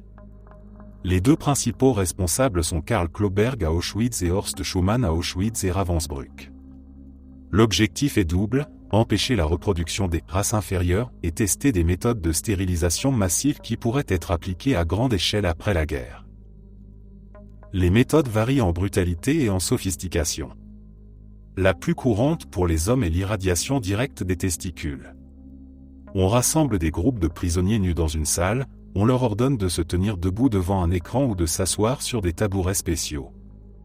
Un technicien caché derrière un mur actionne un appareil à rayon X pendant plusieurs minutes. Les doses sont énormes, bien au-delà de ce qui provoque une stérilité temporaire. Les testicules gonflent immédiatement, deviennent rouges vifs, puis noircissent. Les hommes souffrent de brûlures internes atroces, de nausées, de fièvre. Beaucoup développent des nécroses, des abcès purulents, des gangrènes qui nécessitent des amputations ou causent la mort par septicémie. Ceux qui survivent restent stériles à vie et souvent impotents, avec des douleurs chroniques. Pour les femmes, Klauberg développe une méthode chimique qu'il appelle « stérilisation sans opération ». On attache la patiente sur une table gynécologique, jambes écartées. Sans anesthésie, Klauberg injecte directement dans l'utérus et les trompes de Fallope un liquide caustique à base de formol, d'iodure ou d'autres substances irritantes. L'injection est extrêmement douloureuse, les femmes hurlent, se débattent, saignent abondamment. Les produits chimiques brûlent les muqueuses internes, provoquent des inflammations massives, des adhérences, des abcès pelviens.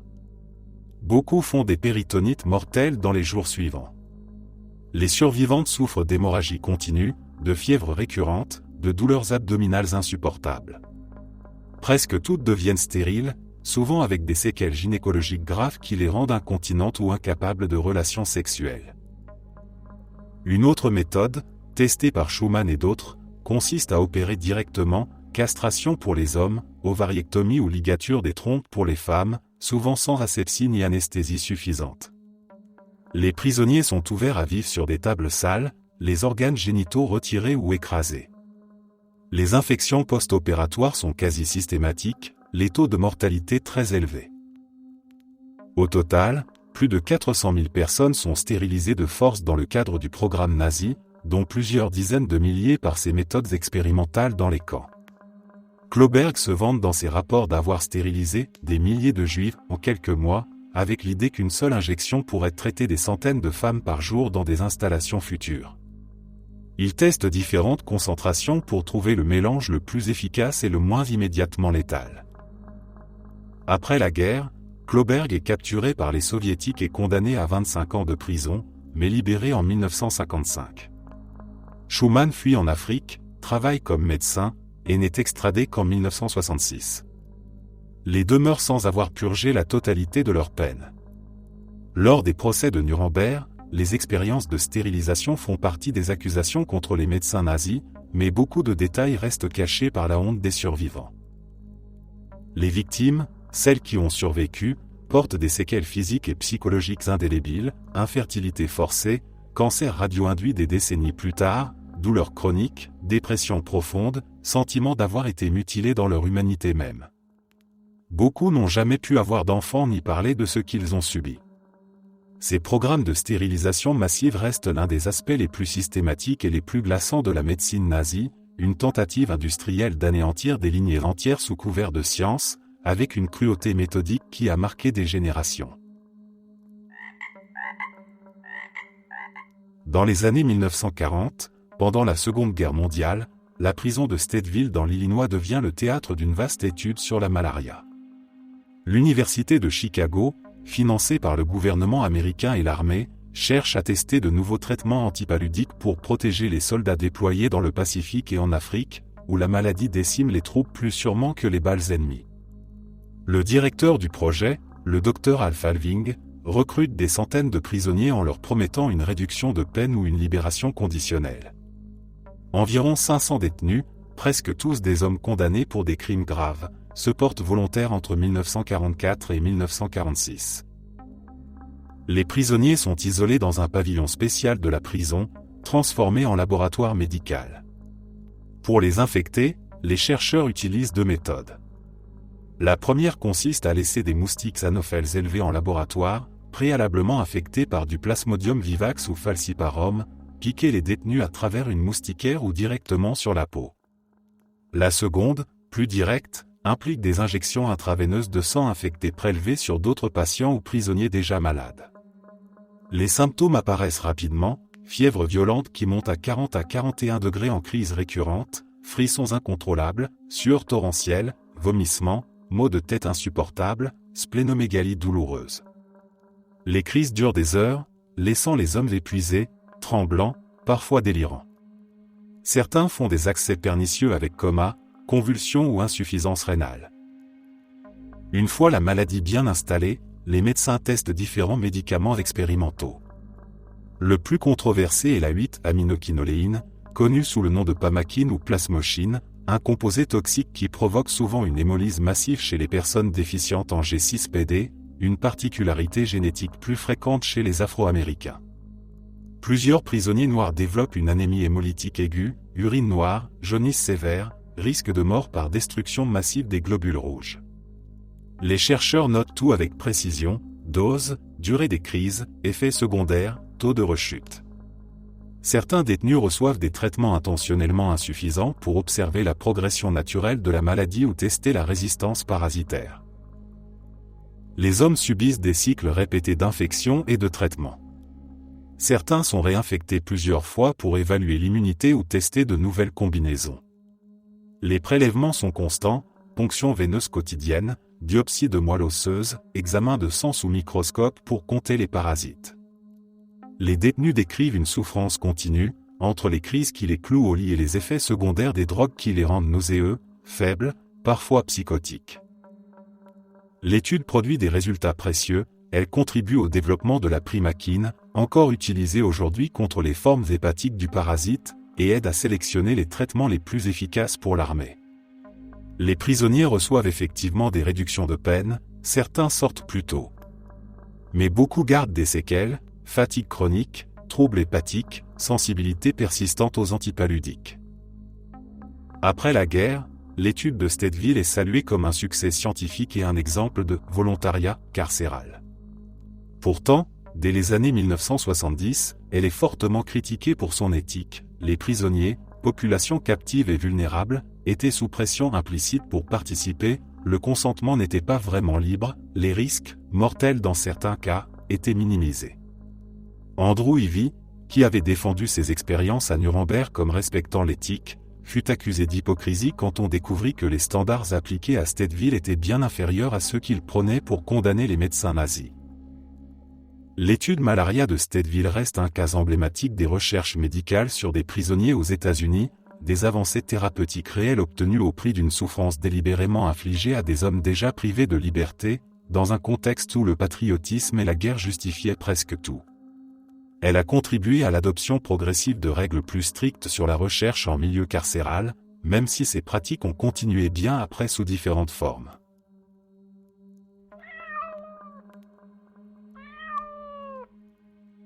En 1963, à l'hôpital juif des maladies chroniques de Brooklyn, des médecins dirigés par Saul Krugman et Chester Sutam injectent des cellules cancéreuses vivantes, prélevées directement sur une tumeur de type ELA, à 22 patients âgés et débilités sans leur consentement éclairé. Ces patients, pour la plupart des personnes âgées juives immigrées, souvent pauvres et malades chroniques, sont choisis parce qu'ils sont considérés comme ayant une espérance de vie courte et peu susceptibles de poser des questions. L'objectif de l'étude est de vérifier si le système immunitaire d'adultes en bonne santé relative rejette les cellules cancéreuses comme il rejette une greffe incompatible, ou si le cancer peut prendre chez n'importe qui. Les injections se font sous prétexte de tests immunologiques ou de simples piqûres pour mesurer la réaction cutanée. On injecte les cellules vivantes sous la peau du bras ou de la cuisse. Très vite, des nodules durs apparaissent au point d'injection. Les tumeurs grossissent rapidement, deviennent rouges, douloureuses, parfois ulcéreuses. Certains patients ont plusieurs sites d'injection et voient les masses atteindre la taille d'une noix ou plus en quelques semaines. Les médecins observent, mesurent, photographient, biopsient régulièrement pour confirmer que les cellules se multiplient bel et bien. Chez la plupart, le système immunitaire finit par rejeter les greffons après 1 à 3 mois, les tumeurs régressent lentement, laissant des cicatrices. Mais chez quelques-uns, plus fragiles ou immunodéprimés, les nodules persistent plus longtemps et nécessitent une excision chirurgicale. Aucun des patients n'est informé qu'on leur a injecté du cancer vivant. Quand certains demandent ce que sont ces grosseurs, on leur répond vaguement que c'est une réaction cutanée ou une étude sur l'immunité. 3 médecins du conseil de l'hôpital, indignés par la méthode, alertent la direction et démissionnent en signe de protestation.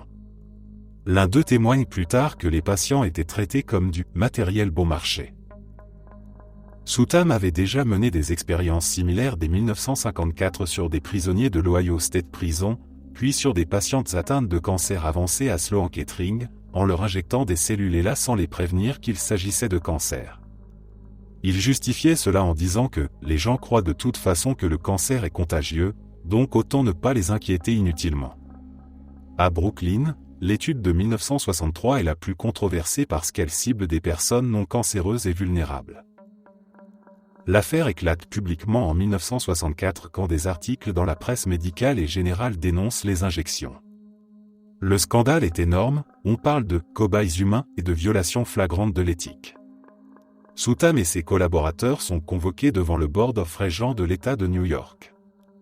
Ils sont réprimandés et placés sous probation de 2 ans, mais conservent leur licence médicale et leur poste. Sutam deviendra même président de l'American Association for Cancer Research quelques années plus tard.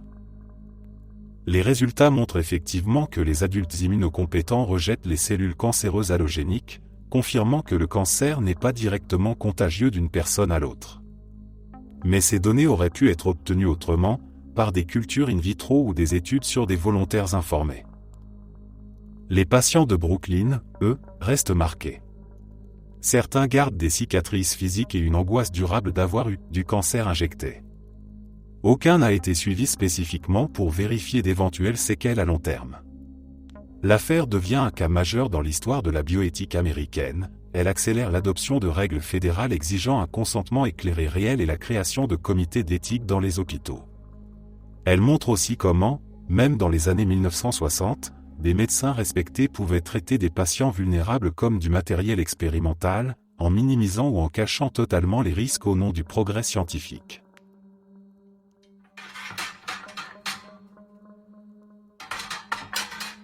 Dans les années 1950 et 1960, le psychologue Harry Harlow mène à l'université du Wisconsin une série d'expériences sur l'attachement et la privation affective chez les bébés macaques rhésus.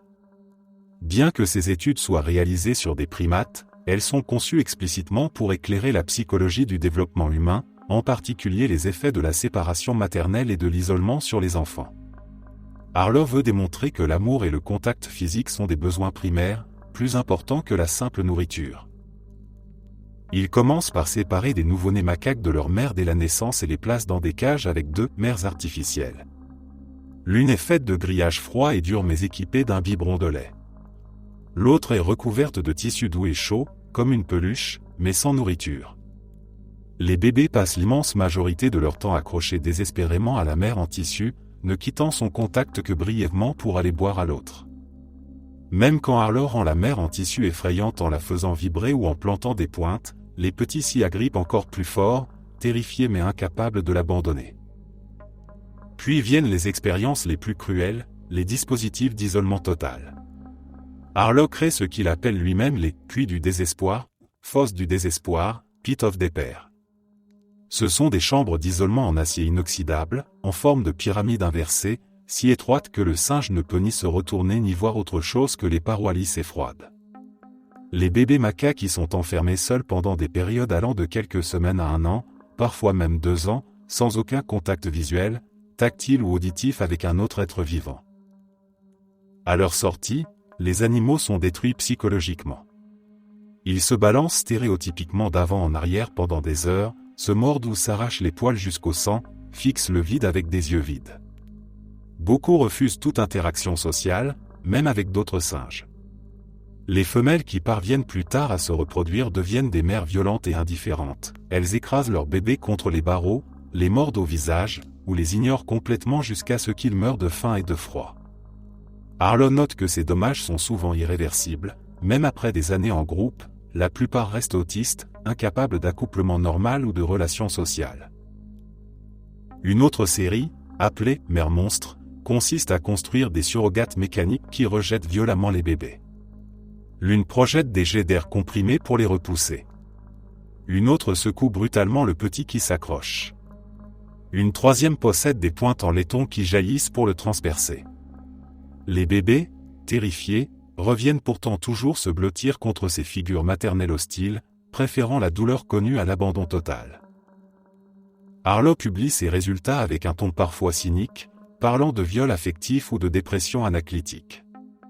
Ces expériences choquent même à l'époque, mais elles sont largement citées pour démontrer l'importance cruciale du contact physique dans le développement émotionnel. Elles influencent directement les pratiques en orphelinat et en pédiatrie. On commence à encourager le portage, les câlins, les visites parentales prolongées pour les enfants hospitalisés. Aujourd'hui, ces études sont universellement condamnées pour leur cruauté inutile. La plupart des conclusions sur l'attachement auraient pu être obtenues par des observations moins extrêmes ou des études humaines non invasives. Les puits du désespoir, en particulier, sont considérés comme une forme de torture psychologique pure. Les enregistrements montrent des bébés hurlant de terreur pendant des jours, se cognant la tête contre les parois jusqu'au sang. Harlow lui-même admet dans ses vieux jours avoir été trop loin, mais il n'a jamais exprimé de véritable remords. Les expériences de Harlow restent un chapitre sombre de la psychologie animale. Des centaines de primates ont été délibérément rendus fous pour prouver quelque chose que beaucoup de mères et de soignants savaient déjà intuitivement. Elles ont accéléré l'adoption de règles éthiques strictes pour la recherche sur les primates et contribué à la prise de conscience que la souffrance psychologique peut être aussi dévastatrice que la douleur physique.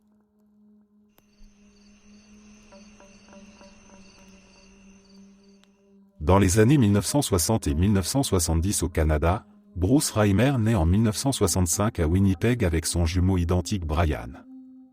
À 7 mois, une circoncision ratée par cautérisation électrique détruit presque complètement le pénis de Bruce. Les parents, désespérés, consultent le psychologue et sexologue John Money de l'université Johns Hopkins, un spécialiste influent de l'identité de genre. Money défend la théorie selon laquelle le genre est entièrement appris, pas inné. Un enfant élevé comme fille deviendra une fille parfaitement fonctionnelle, quel que soit son sexe biologique, surtout si l'intervention a lieu avant 18 mois. Money convainc les parents de faire opérer Bruce pour lui retirer les testicules restants et construire un vagin rudimentaire. L'enfant est renommée Brenda, élevée en robe, avec des poupées, des leçons de féminité. On prescrit des estrogènes à la puberté pour développer des seins. Moni suit le cas comme une preuve vivante de sa théorie et publie des articles triomphants. Les jumeaux Reimer deviennent le cas John, présenté comme un succès total dans les manuels de psychologie du monde entier. Il affirme que Brenda est une petite fille heureuse, attirée par les garçons, parfaitement adaptée. En réalité, la vie de Brenda est un enfer. Dès l'école maternelle, elle se comporte comme un garçon, préfère les jeux violents, refuse les robes, se bat avec les autres enfants, urine debout quand elle le peut. Les camarades la harcèlent, l'appellent l'homme des cavernes. À la maison, elle est dépressive, colérique, suicidaire dès l'âge de 9 ans. Son jumeau Brian, témoin de tout, développe aussi des troubles graves. Les visites annuelles à Baltimore chez Moni sont traumatisantes. Moni force les jumeaux, nus, à simuler des actes sexuels pour renforcer l'identité féminine de Brenda. Il les photographie dans des positions explicites, leur montre des images pornographiques, les interroge sur leurs organes génitaux devant des étudiants. Brenda refuse souvent de se déshabiller, hurle, mais les parents, convaincus par l'autorité de Moni, la forcent à continuer. À 13 ans, Brenda menace de se suicider si on l'oblige à retourner voir Moni ou à prendre plus d'hormones. Les parents, épuisés, finissent par révéler la vérité à l'adolescent en 1980, Brenda est biologiquement un garçon. Le soulagement est immense. Brenda choisit immédiatement le prénom David, demande une mastectomie pour enlever les seins développés par les estrogènes, puis des injections de testostérone et des opérations pour reconstruire un pénis. David Reimer commence enfin à vivre comme un homme. Mais les dommages sont irréversibles. David souffre de dépression majeure, de troubles de l'identité, de difficultés relationnelles. Il se marie en 1990, adopte les enfants de sa femme, mais le traumatisme le rattrape. En 2002, son jumeau Brian, rongé par la schizophrénie et la toxicomanie liée à leur enfance, se suicide par overdose. 2 ans plus tard, en mai 2004, David, âgé de 38 ans, se suicide à son tour. L'histoire des jumeaux Reimer est révélée publiquement en 1997 par le sexologue Milton Diamond, qui avait tenté de contacter Moni pendant des années. Les articles et le livre « A Nature Madim » de John Colapinto démontrent complètement la théorie de Moni. Le cas John Johan était un échec total, caché et falsifié dans les publications scientifiques. Moni refuse jusqu'à sa mort en 2006 d'admettre l'erreur, accusant David d'avoir mal coopéré. Le cas David Reimer devient le contre-exemple le plus célèbre à la théorie du genre neutre à la naissance. Il a profondément influencé la médecine. Les réassignations sexuelles précoces sur des enfants intersexués ou victimes d'accidents sont devenues beaucoup plus rares et controversées. Les parents et les médecins attendent désormais souvent la majorité ou des signes clairs de l'identité de l'enfant avant toute intervention irréversible. David et Brian Reimer ont payé le prix ultime pour une théorie, 2 vies brisées par une expérience humaine imposée sans consentement, sous couvert de science progressiste. Leur histoire reste l'un des cas les plus tragiques d'abus psychologiques et médical sur un enfant, une tentative ratée et cruelle de forcer la nature humaine à se plier à une idéologie.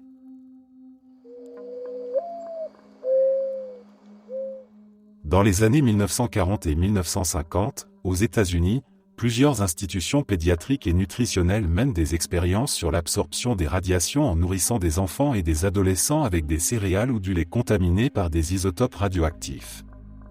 Ces études, financées par le Atomic Energy Commission et Quaker Oats, visent à comprendre comment le corps humain absorbe le fer et le calcium radioactifs, des données cruciales pour établir les normes de sécurité nucléaire après Hiroshima et dans le contexte de la guerre froide. L'une des expériences les plus documentées se déroule au Fernald State School dans le Massachusetts, un établissement pour enfants handicapés mentaux. Entre 1946 et 1953, une soixantaine de garçons âgés de 10 à 17 ans, souvent orphelins ou abandonnés, sont sélectionnés pour faire partie d'un club scientifique spécial. On leur promet des cadeaux, des sorties au baseball et des repas supplémentaires.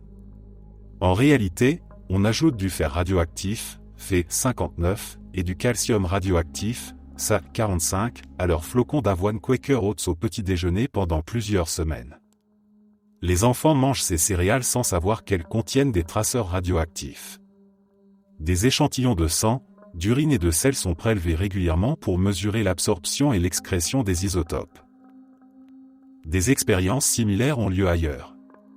À l'université de Vanderbilt, des femmes enceintes reçoivent du fer radioactif dans des cocktails vitaminés. Au Wrentham State School, toujours dans le Massachusetts, des enfants handicapés mentaux reçoivent du calcium radioactif dans leur lait. Dans certains cas, les doses sont équivalentes à plusieurs dizaines de radiographies thoraciques. Les chercheurs notent que le fer radioactif se fixe particulièrement dans la rate et le foie, et que le calcium se concentre dans les os en croissance des enfants. Aucun des enfants ni leurs tuteurs légaux n'est informé de la présence de substances radioactives. Les formulaires de consentement parlent vaguement d'une étude nutritionnelle pour améliorer les céréales du petit déjeuner. Les parents ou gardiens, souvent dépassés par la charge d'un enfant handicapé, signent sans poser de questions. Les institutions justifient le choix de ces populations en disant qu'elles sont déjà sous tutelle de l'État et que les doses sont sûres. Les effets immédiats sont minimes, mais les risques à long terme cancer, leucémie, troubles osseux sont réels. Les isotopes utilisés ont des demi-vies courtes, 45 jours pour le Fe59, 165 jours pour le Sa45, mais ils émettent des rayonnements bêta et gamma qui endommagent les cellules à proximité. Plusieurs participants développeront plus tard des cancers, sans que le lien soit toujours prouvé formellement. L'affaire reste secrète jusqu'aux années 1990, quand une enquête du Department of Energy et un rapport de la journaliste Eileen Wellsom révèlent l'ampleur des expériences sur les radiations humaines aux États-Unis. En 1995, le président Clinton crée un comité consultatif qui confirme que ces études sur les enfants de Fernald violaient les principes éthiques élémentaires. MIT et Quaker Oats présentent des excuses publiques. En 1998, les survivants et leurs familles obtiennent un règlement à l'amiable de plusieurs millions de dollars. Ces expériences sur les céréales radioactives restent un exemple particulièrement révoltant parce qu'elles ont ciblé des enfants vulnérables, institutionnalisés et incapables de consentir, pour des recherches qui n'offraient aucun bénéfice médical direct au sujet. Elles montrent comment, dans l'urgence de la course nucléaire, des institutions respectables ont traité des enfants handicapés comme du matériel de laboratoire, en leur faisant ingérer sciemment des substances radioactives sous prétexte d'améliorer le petit déjeuner de l'Amérique.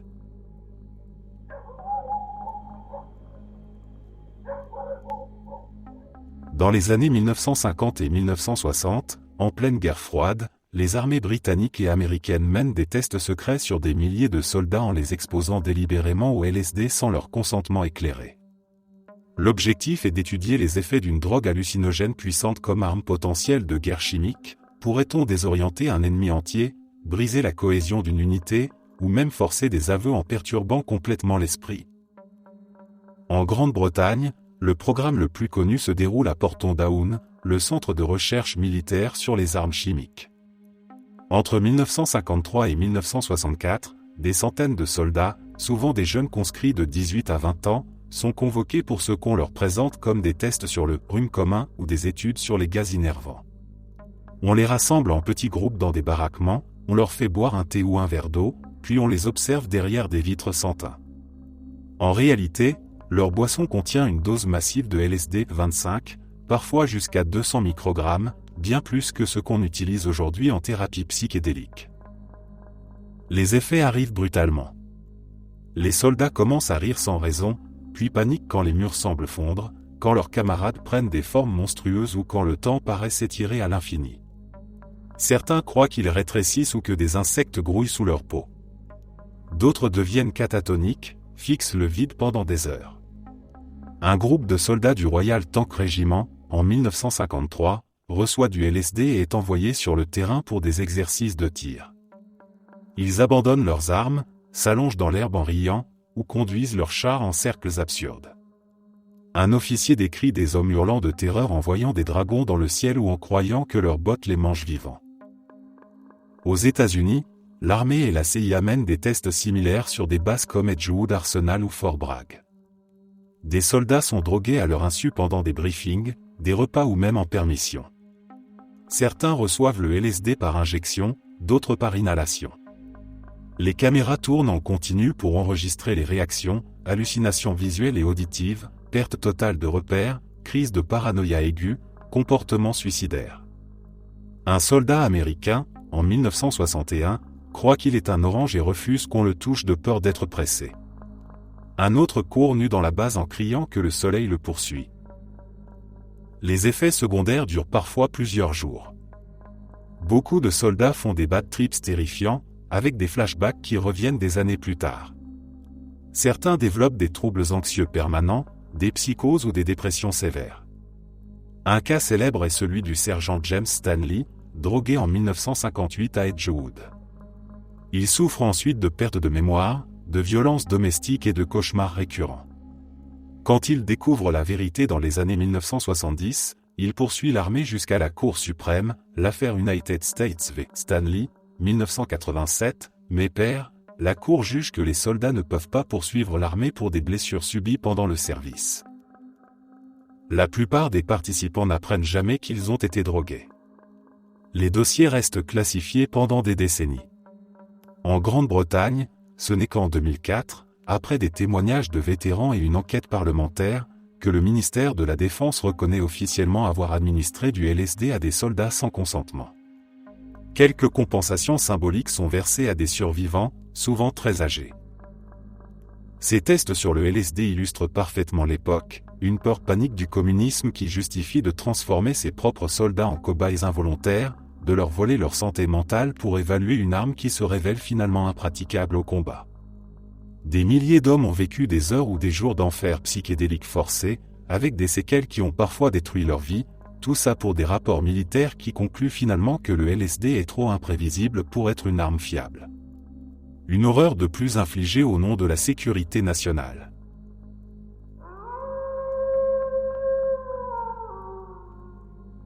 Dans les années 1960 à l'université Yale, le psychologue Stanley Milgram veut comprendre jusqu'où les gens ordinaires sont prêts à obéir à une autorité, même quand on leur demande de faire quelque chose de manifestement immoral.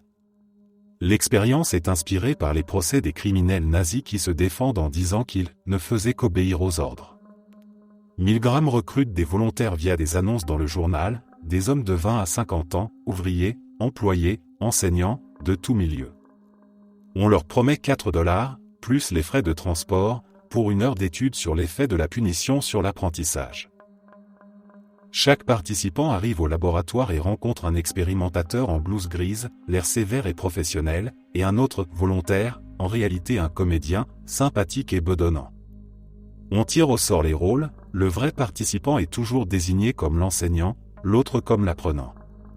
L'apprenant est attaché sur une chaise dans une pièce adjacente, avec des électrodes au poignet. L'enseignant est installé devant un générateur de choc impressionnant, une machine avec 30 interrupteurs allant de 15 volts à 450 volts, étiquetés de choc léger à danger, choc sévère et enfin XXX. La tâche semble simple, l'enseignant lit des paires de mots, puis teste la mémoire de l'apprenant. À chaque erreur, il doit administrer un choc électrique plus fort. L'expérimentateur reste présent et donne des instructions standardisées quand le participant hésite. Veuillez continuer, l'expérience exige que vous continuiez, vous n'avez pas le choix, vous devez continuer. En réalité, il n'y a aucun choc électrique. L'apprenant est un acteur qui simule la souffrance. À partir de 75 volts, il grogne de douleur. À 120 volts, il crie qu'il a mal. À 150 volts, il supplie d'arrêter, dit qu'il a un problème cardiaque. À 300 volts, il hurle et tape contre le mur, puis plus rien, silence total comme s'il était inconscient ou mort. La plupart des participants deviennent nerveux très vite. Ils transpirent, rient nerveusement, protestent, demandent à vérifier si l'autre va bien. Mais quand l'expérimentateur répète calmement qu'ils doivent continuer et qu'il assume l'entière responsabilité, la majorité obéit. Les résultats sont choquants, 65% des participants vont jusqu'au bout, jusqu'au choc de 450 volts, 3 fois de suite, même après le silence complet de l'apprenant. Aucun ne s'arrête avant 300 volts. Certains tremblent, se mordent les lèvres, se cachent le visage, mais ils appuient quand même sur les interrupteurs. Un homme d'affaires respectable pleure en continuant. Un autre, professeur de théologie, administre les chocs maximum tout en disant que c'est contraire à ses valeurs morales.